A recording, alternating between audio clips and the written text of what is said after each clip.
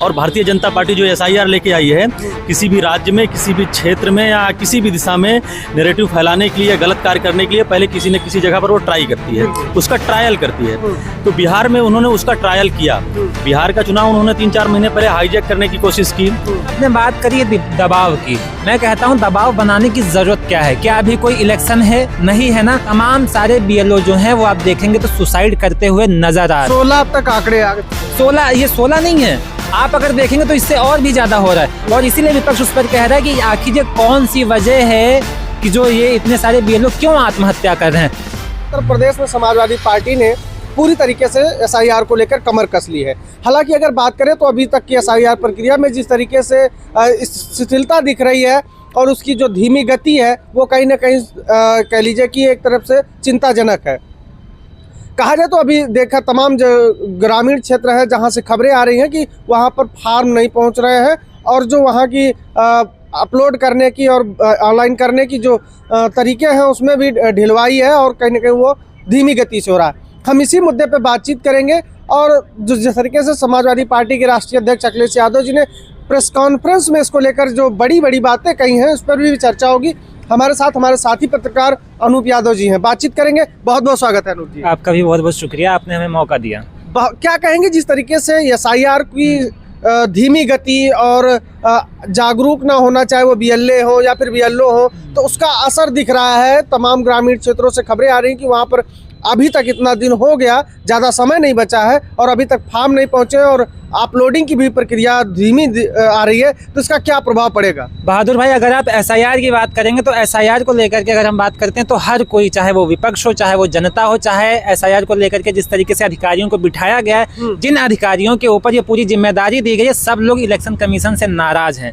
आप देख लीजिए पश्चिम बंगाल की तमाम सारी खबरें निकल करके आ रही है। ना सिर्फ पश्चिम बंगाल में, आप उत्तर प्रदेश में भी देख लीजिए, तमाम सारे जो अधिकारी हैं सुसाइड करते हुए नजर आ रहे हैं। आप पश्चिम बंगाल में एक खबर आई थी, बीएलओ, हाँ बीएलओ की ही बात थी, 3-4 दिन पहले की ही खबर है। उसमें लिखा हुआ था कि जो बीएलओ हैं उन्होंने इलेक्शन कमीशन के ऊपर साफ साफ आरोप लगाया था कि जो इलेक्शन कमीशन है हमारे ऊपर प्रेशर बना रहा है। अब आप सोच लीजिए, और बात यहाँ पर भी खत्म नहीं होती है। तमाम सारे बीएलओ जो हैं वो आप देखेंगे तो सुसाइड करते हुए नजर आ रहे हैं। 16 तक आंकड़े आ गए। 16, ये 16 नहीं है, आप अगर देखेंगे तो इससे और भी ज्यादा हो रहा है। और इसीलिए विपक्ष उस पर कह रहा है कि आखिर ये कौन सी वजह है कि जो ये इतने सारे बीएलओ क्यों आत्महत्या कर रहे हैं। आप देखेंगे पश्चिम बंगाल में एक बीएलओ महिला थी, उसकी लाश मिली थी। किसका है इसके पीछे, आखिर किसका हाथ है? क्यों आखिर ये सारी इस तरीके की चीजें हो रही? कहीं ना कहीं जो ये आपको हम यहाँ पर रोकेंगे कि जिस तरीके से दबाव बढ़ गया है, समय कम है, काम ज्यादा है और खासकर ग्रामीण क्षेत्रों में जहाँ की जनता पढ़ी लिखी कम है और इन सब चीजों को लेकर उनके लिए बिल्कुल नया है। तो एक तरीके से कह लिया जाए तो ये एसआईआर एक डरावने भूत के रूप में देखा जाना शुरू हो गया है। और जो आत्महत्या कर रहे हैं बीएलओ वो अलग विषय है, लेकिन अगर बात करें तो जिस तरीके से धीमी गति से चल रहा है और समय सीमा बहुत कम है, तो ऐसे में पूरे उत्तर प्रदेश में एसआईआर को सुचारू रूप से व्यवस्थित करके और निपटा देना कितना बड़ी चैलेंजिंग काम होगा बीएलओ के लिए। बहादुर भाई, आपने बात करी है दबाव की, मैं कहता हूं दबाव बनाने की जरूरत क्या है? क्या अभी कोई इलेक्शन है? नहीं है ना। अगर आप बिहार की बात करेंगे वहां तो आपने दबाव पूरी तरीके से बनाया, आप जैसा चाहते थे वैसा परिणाम आपके लिए निकल करके आया। हालांकि चुनाव आयोग को एक तरफा कहा जाता है कि वो सरकार के लिए काम करता है। आप किसी भी विपक्ष के नेता को ले लीजिए, किसी भी पत्रकार को ले लीजिए, आप तमाम सारे वकीलों को ले लीजिए, साफ साफ वो कहते हैं कि जो इलेक्शन कमीशन है वो केचुआ आयोग बन चुका है, वो एक तरफा भाजपा के लिए काम करता है। बिहार में लाखों वोट काटे गए ना, तो इस तरीके से अगर आप ठीक वही चीजें आप देखिए, इलेक्शन कमीशन को कहा भी जाता है कि वो बीजेपी के लिए काम करता है। अब उत्तर प्रदेश में अगर आप देखेंगे तो अखिलेश यादव मतलब सबसे बड़ी मतलब कांटे का काम, मतलब कांटे की तरह बीजेपी के लिए वो चुभ रहे हैं। एसआईआर को ला करके बीजेपी उत्तर प्रदेश में खेला नहीं कर पाएगी, ये मेरा व्यक्तिगत विचार है जो मुझे लग रहा है। ठीक है, हमारे साथ प्रदीप यादव जी भी हैं, इनसे हम भी बात कर लेते हैं। क्या कहेंगे प्रदीप जी? देखिए, उत्तर प्रदेश में इसका विशेष ज्यादा प्रभाव तो नहीं पड़ेगा क्योंकि हमारे जो पीडीए कार्यकर्ता जो बीएलए हैं वो बहुत ज्यादा एक्टिव हैं, लेकिन बीएलओ को भी इसमें दोषी नहीं ठहराया जा सकता क्योंकि समय बहुत कम है और उनके ऊपर प्रेशर, दबाव, काम बहुत ज्यादा है। बिल्कुल। बहुत समय कम है, इसको बढ़ाना चाहिए। और भारतीय जनता पार्टी जो SIR लेके आई है, किसी भी राज्य में, किसी भी क्षेत्र में या किसी भी दिशा में नैरेटिव फैलाने के लिए, गलत कार्य करने के लिए पहले किसी न किसी जगह पर वो ट्राई करती है, उसका ट्रायल करती है। तो बिहार में उन्होंने उसका ट्रायल किया। बिहार का चुनाव उन्होंने 3-4 महीने पहले हाईजैक करने की कोशिश की। सबको पता था, मुझे भी पता था यहाँ की बिहार SIR से बिहार का जो चुनाव है वो प्रभावित होगा। वहाँ पर सबसे ज़्यादा अगर किसी चीज़ का असर पड़ा तो SIR का असर पड़ा है। समय बहुत कम था, पलायन बहुत ज़्यादा था वहाँ पर। ऐसी ऐसी चीज़ों को वहाँ पर लेके आए, ऐसे ऐसे डॉक्यूमेंट्स मांगे कि जो वहाँ के लोगों के पास उपलब्ध नहीं थे। उसी के जरिए इन्होंने 65 लाख वोट काट दिया।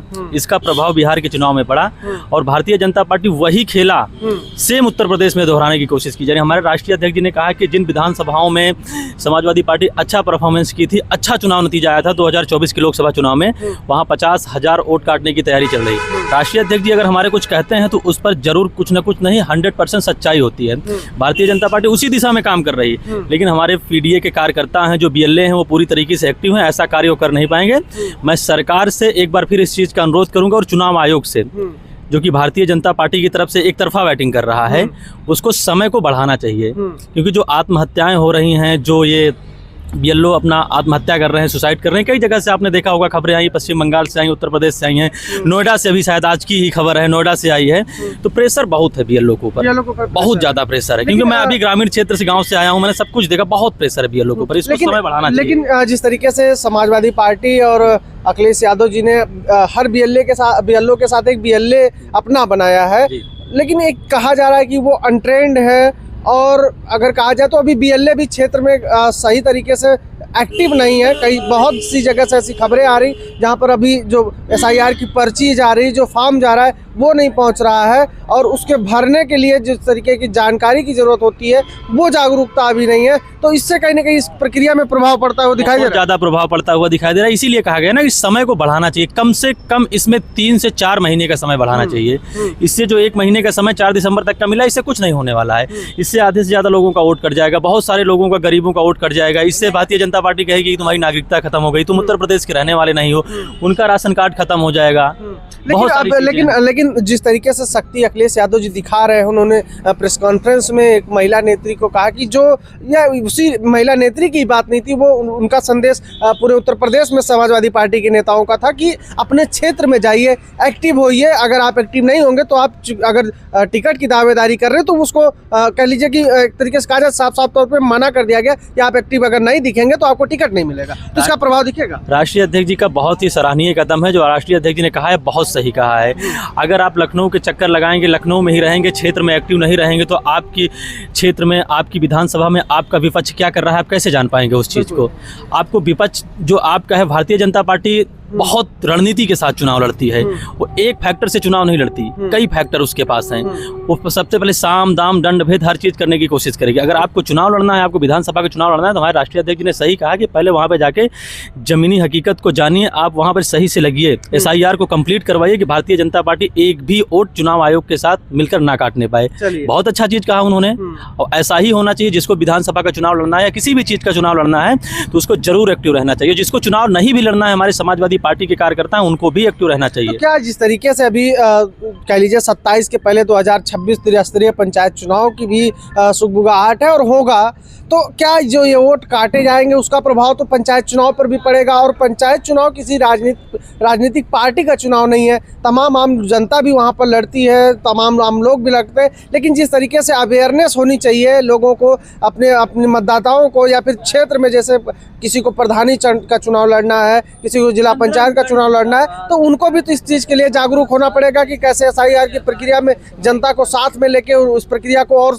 सुगम बनाते हुए मेहनत करके उसको निपटाया जाए। मैंने आपको अभी यही एक बात कही ना, किसी भी चीज़ के लिए समय चाहिए। बिल्कुल। समय बहुत कम है, काम बहुत ज़्यादा है, और BLO के ऊपर दबाव बहुत ही ज़्यादा दबाव है, बहुत ही ज़्यादा प्रेशर है। BLO की एक गलती यहाँ पर पकड़ी जा रही है, जैसे कि SIR का फॉर्म हमने भर के दे दिया और मुझे उसकी किसी भी चीज़ की रिसीविंग नहीं मिली, मेरा वोट काट दिया गया, और कल के मुझे ये कहा गया कि आपने SIR का फॉर्म भरा ही नहीं था, आपने डाला ही नहीं था। तो कौन सा ऐसा सबूत है मेरे पास कि मैंने SIR का फॉर्म भरा था? कोई भी रिसीविंग BLO द्वारा नहीं दी जा रही है। चलिए ठीक है, देखिए जो एसआईआर की प्रक्रिया है उसकी जटिलता को लेकर हमारी चर्चा हो रही थी, और जिस तरीके से बेहद कम समय में एसआईआर की प्रक्रिया को निपटाना है, और दूसरी तरफ जिस तरीके की चर्चाएं हो रही कि जब बीएलओ को फॉर्म सौंपा जा रहा है तो उसकी जो रिसीविंग नहीं मिल रही है, और खबरें ये भी आ रही कि अभी तमाम ग्रामीण क्षेत्रों में भी जो जहां पर एसआईआर की पर्ची नहीं पहुंची है, और जो बीएलए हैं समाजवादी पार्टी ने जो अपने बीएलए नियुक्त किए हैं उनमें भी कहीं ना कहीं इसको लेकर अवेयरनेस कम है, और वो अभी सही तरीके से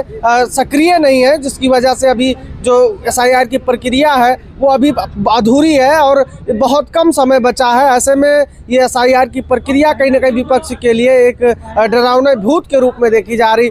फिलहाल इस चर्चा और पूरी चर्चा को लेकर आप क्या सोचते हैं वो कमेंट बॉक्स में भी बताइएगा। मिलते हैं अन्य वीडियो में। नमस्कार।